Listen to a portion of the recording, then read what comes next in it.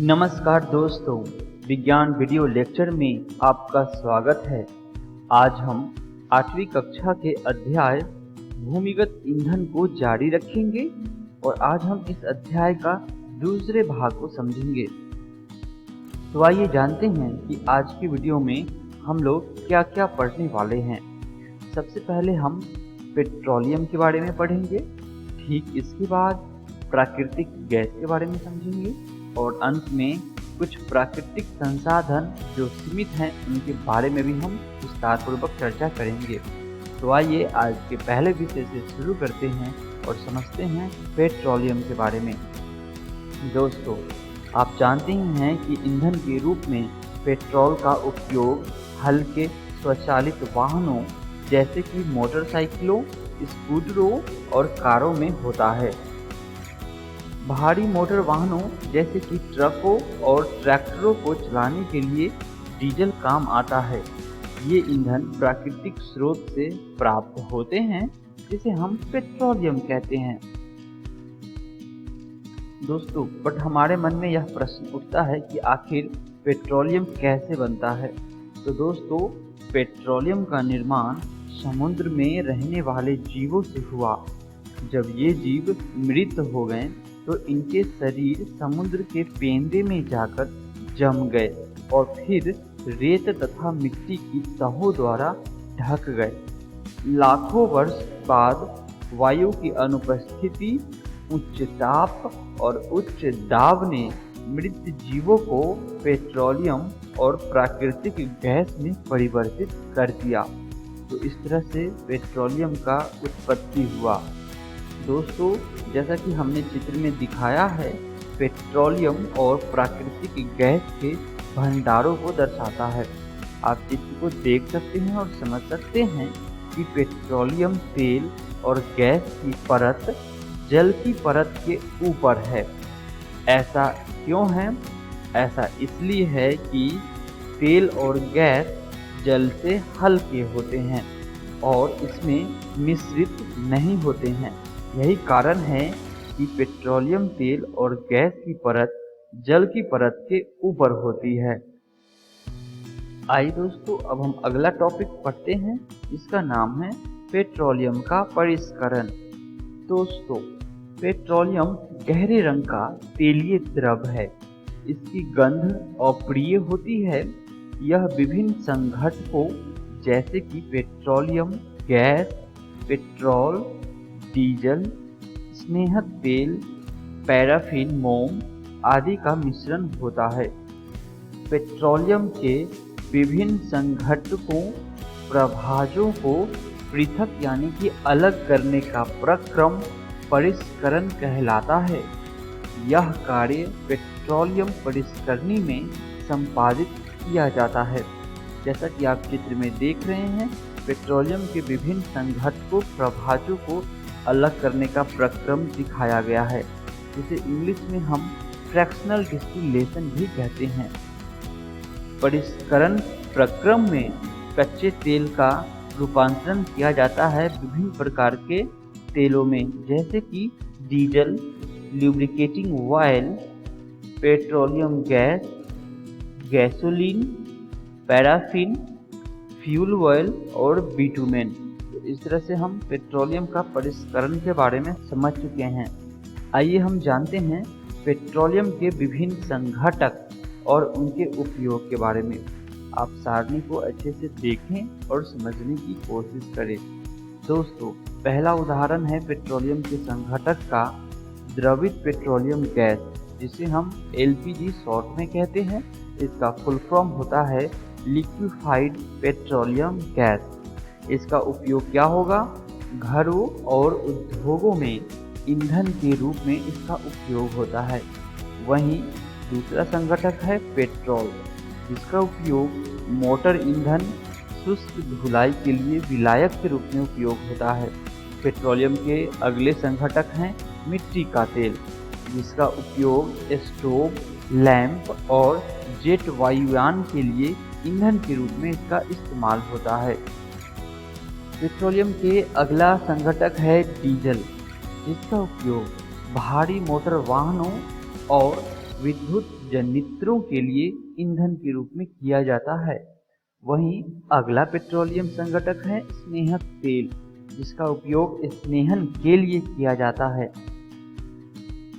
Petroleum के अगले संघटक हैं पैराफिन मोम, जिनका उपयोग मरहम, मोमबत्ती, वैसलीन आदि बनाने में उपयोग किया जाता है। और अंत में पेट्रोलियम के संघटक हैं बिटुमेन, जिनका इस्तेमाल पेंट एवं सड़क निर्माण में किया जाता है। तो इस तरह से आप समझ सकते हैं पेट्रोलियम के विभिन्न संघटक का हमारे जीवन में इनका उपयोग कितना महत्वपूर्ण है। आइए दोस्तों, अब हम अगले विषय की तरफ बढ़ते हैं और समझते हैं प्राकृतिक गैस के बारे में। दोस्तों, प्राकृतिक गैस एक बहुत महत्वपूर्ण जीवाश्म ईंधन है, क्योंकि इसका परिवहन पाइपों द्वारा सरलतापूर्वक हो जाता है। प्राकृतिक गैस को उच्च दाब पर संपीड़ित प्राकृतिक गैस सीएनजी के रूप में भंडारित किया जाता है। सीएनजी का उपयोग ऊर्जा उत्पादन हेतु किया जाता है। अब इसका उपयोग परिवहन वाहनों में ईंधन के रूप में किया जा रहा है, क्योंकि यह कम प्रदूषणकारी है। यह एक स्वच्छ ईंधन होता है, इसलिए इसका इस्तेमाल परिवहनों में वाहनों के ईंधन के रूप में होता है। दोस्तों, सीएनजी का अधिक लाभ यह है कि इसे घरों और कारखानों में सीधा जलाया जा सकता है, जहां इसकी आपूर्ति पाइपों के माध्यम से की जाती है। पाइपलाइनों का ऐसा जाल बड़ोदरा यानी कि गुजरात, दिल्ली के कुछ भागों और अन्य स्थानों पर उपलब्ध होते हैं। दोस्तों, प्राकृतिक गैस का उपयोग प्रारंभिक पदार्थ के रूप में बहुत से रसायनों उर्वरकों के औद्योगिक निर्माण में किया जाता है। भारत में प्राकृतिक गैस के विशाल भंडार है। जैसा कि आप चित्र में देख रहे हैं, हमारे देश में प्राकृतिक गैस त्रिपुरा, राजस्थान, महाराष्ट्र और कृष्णा गोदावरी डेल्टा में पाई जाती है।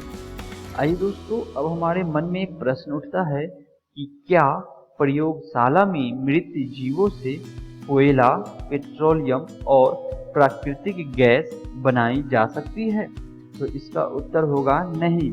इनका बनना एक बहुत धीमा प्रक्रम है और इनके बनने की परिस्थितियां प्रयोगशाला में उत्पन्न नहीं की जा सकती है। तो इस तरह से मृत जीवों से कोयला, पेट्रोलियम और प्राकृतिक गैस नहीं बनाई जा सकती है। आइए दोस्तों, अब हम अगले टॉपिक की तरफ बढ़ते हैं, जिसका नाम है कुछ प्राकृतिक संसाधन जो कि सीमित हैं, उनके बारे में हम जानेंगे। दोस्तों, हमने इस अध्याय के प्रारंभ में पढ़ा है कि कुछ प्राकृतिक संसाधन जैसे कि जीवाश्म ईंधन, वन, खनिज पदार्थ आदि समाप्त होने वाले हैं। तो क्या आप जानते हैं कि कोयला और पेट्रोलियम जीवाश्म ईंधन है? तो मृत जीवों के ईंधन में परिवर्तन के लिए लाखों वर्ष का समय लग जाता है।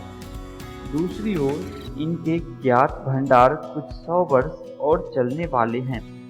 इसके अतिरिक्त इन ईंधनों का जलना वायु प्रदूषण का प्रमुख कारण है।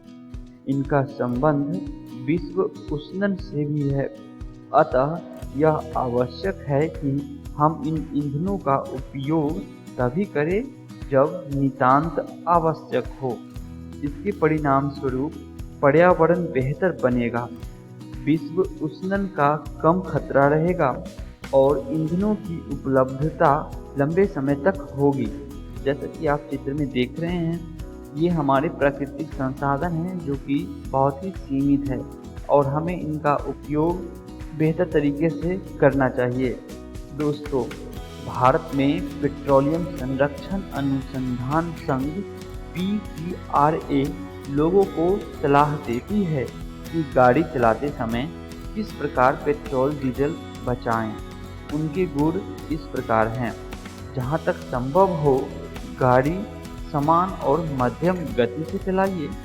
वहीं दूसरा गुण है यातायात लाइटों पर अथवा जहां आपको प्रतीक्षा करनी हो, गाड़ी का इंजन बंद कर दीजिए। अगला गुण है टायरों का दाब सही रखिए और गाड़ी का नियमित रख रखाव सुनिश्चित कीजिए। तो इस प्रकार से हम पेट्रोलियम को गाड़ी चलाते समय बचा सकते हैं। इस तरह से दोस्तों हम आज की वीडियो का सारे विषयों का अध्ययन कर चुके हैं। आइए एक बार फिर से जानते हैं कि आज की वीडियो में हमने क्या क्या सीखा है। दोस्तों सबसे पहले हम आज की वीडियो में पेट्रोलियम के बारे में पढ़ा, उसके बाद प्राकृतिक गैस के बारे में समझा और अंत में कुछ प्राकृतिक संसाधन जो कि सीमित हैं उनके बारे में भी जाना। आइए जानते हैं कि अगली वीडियो में हम क्या क्या पढ़ने वाले हैं। दोस्तों अगली वीडियो में हम इस अध्याय के महत्वपूर्ण प्रश्नों को लेकर आएंगे। आशा करता हूँ कि आप सभी को आज का वीडियो पसंद आया होगा। इस अध्याय को विस्तार पूर्वक पढ़ने और समझने के लिए JCERT की विज्ञान पुस्तक से आप अध्याय भूमिगत ईंधन से पढ़ सकते हैं। मिलते हैं अगले भाग में अध्याय के महत्वपूर्ण प्रश्नों का अभ्यास करने हेतु। धन्यवाद।